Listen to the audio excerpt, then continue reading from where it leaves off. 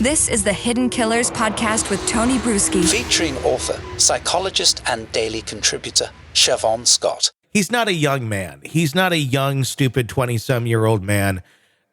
And I'm not making excuses for young, dumb 20-some-year-olds who are abusive at all.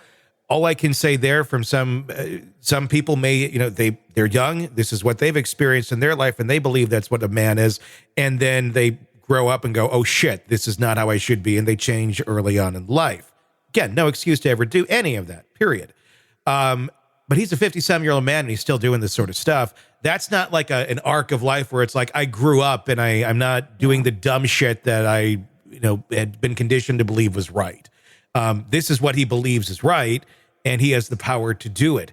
So what are the odds of someone remotely like that getting help that's actually effective to change that sort of behavior?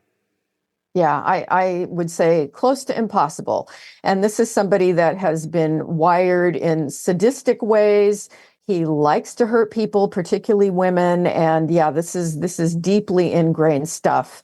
And as you say, in his 50s, the odds of any demonstrable change, pretty close to zero. I mean, in your practice and when you talk to people, and if you have somebody who's like, look, my husband is like this, obviously not quite like Diddy, and nobody's quite like Diddy, but when we're talking about the abuse and things of that nature and his attitude towards his partners and what we've seen, is there ever a time where it's like, oh yeah, give him a shot, give him a chance to change. This is going to work. This is going to be something that they're going to come out of on the other end a better man.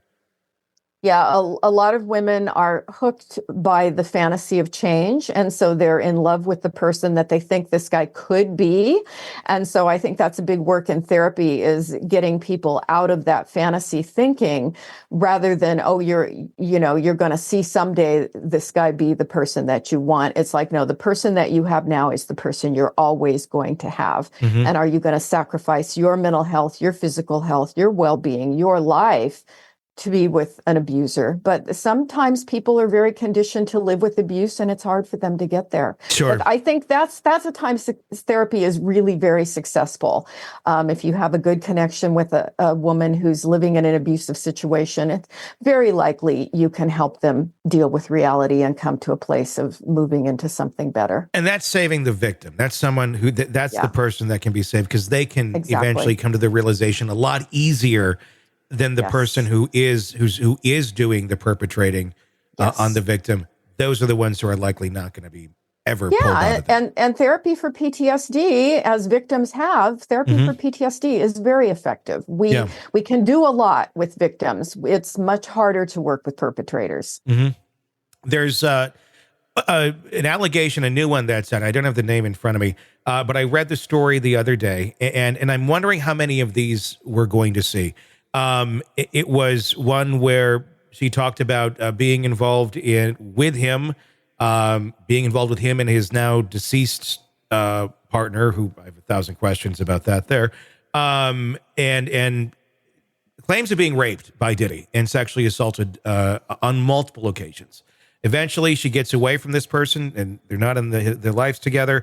And then at some point, she says they ran into each other at some event.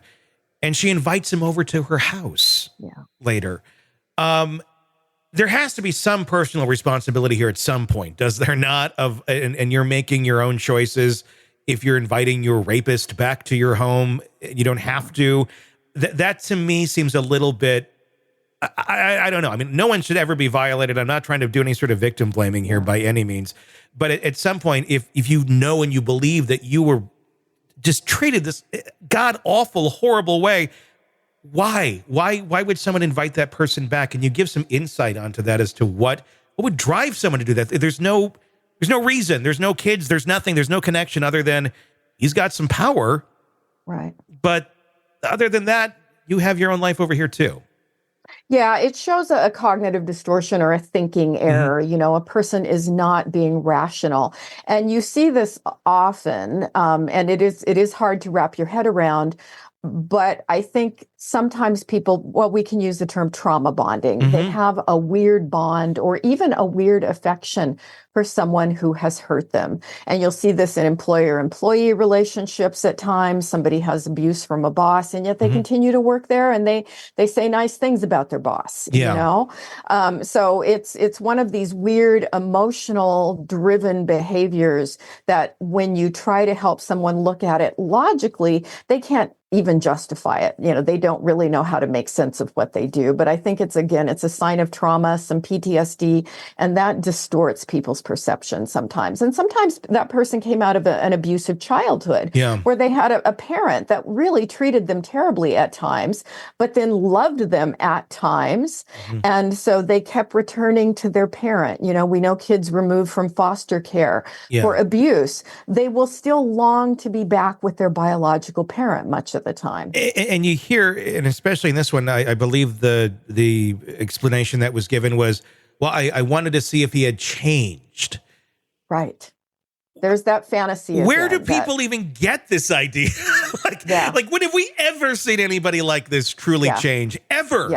Where is this clicking in someone's mind? Well, over there, that person changed, and this person, no. Where, when? That's the thing. But our minds seem to want to go there, with this, I guess in a way that's like trying to see the glass half full, but sometimes we have to just admit the glass is empty and broken. Yes. Yeah. We always like to think that hope is a positive. Hope is a good thing. And in fact, a lot of times, if hope is not based in reality, hope is very destructive because people are hoping in something that's not going to happen, and it sets them up and they're vulnerable. So I do a lot of trying to talk people out of hope, which sometimes people go, well, that's not nice. And it's like, no, but it's reality. Nice. Yes. It will keep you safe. The hope leaves you in danger. I'm going to write a book called Stop Having Hope. I'll help. We'll co-write it. I'll write that with you. Yeah. And it's just, it's a book of hope when you can admit where you shouldn't have hope.